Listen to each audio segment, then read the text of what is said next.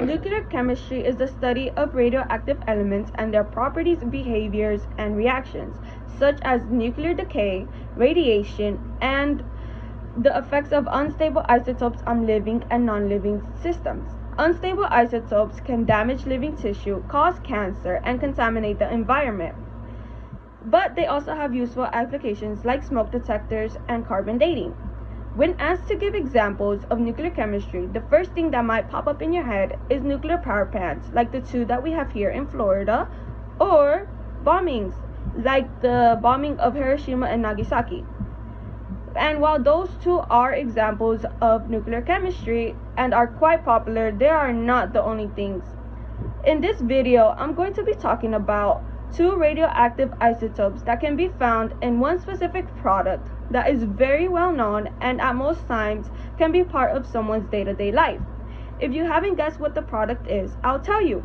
It's cigarettes. Yup, that's right.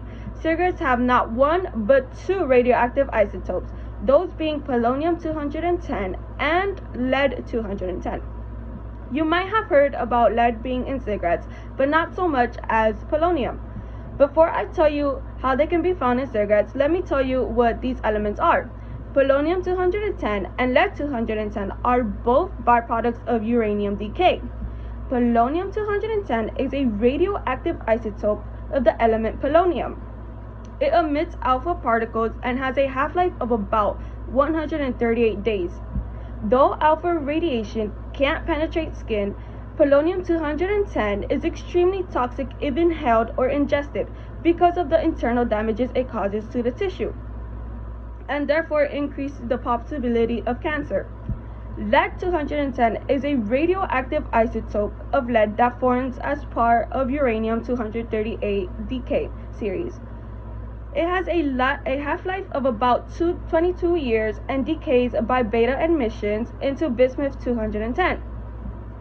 Lead-210 can be found in the environment such as soil, dust, and tobacco leaves, where it accumulates over time. And just like lead-210, polonium-210 can also be found in the environment. Now, these definitions may have confused you, but we could go step by step of what each mean.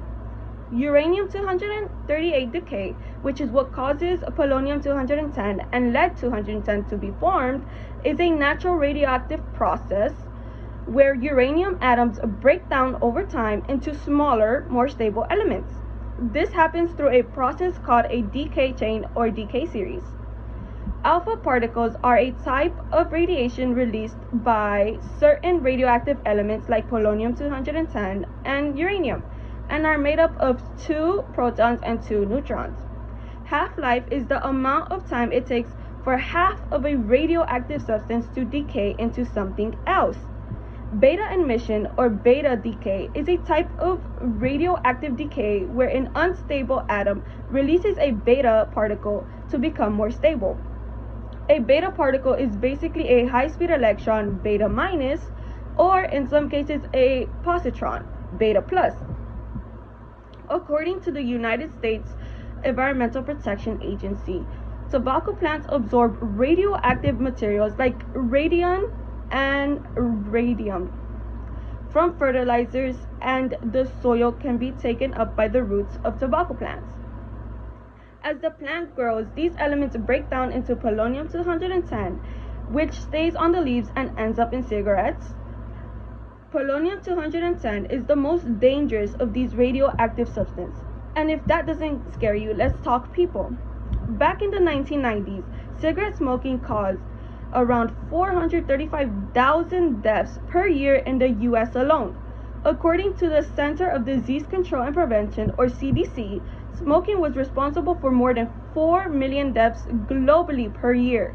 And though smoking rates have decreased in many countries, the CDC reports that smoking still causes about 480,000 deaths each year in the US and has a death rate of 8 million people a year worldwide, which is double the amount 30 plus years ago. The article published by the EPA, Radioactivity in Tobacco, states 1 in 5 deaths each year in the US are from tobacco use and or secondhand smoke exposure. That's around 480,000 deaths a year or 1,300 a day. The reason these radioactive elements are dangerous is because the particles settle in the smoker's lungs, meaning they continue to build up as the person smokes.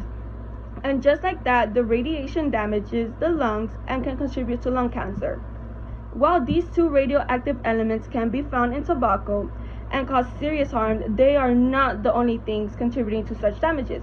Along with polonium-210 and lead-210, traces of toxic substances like tar, arsenic, nicotine, and cyanide are also found in tobacco.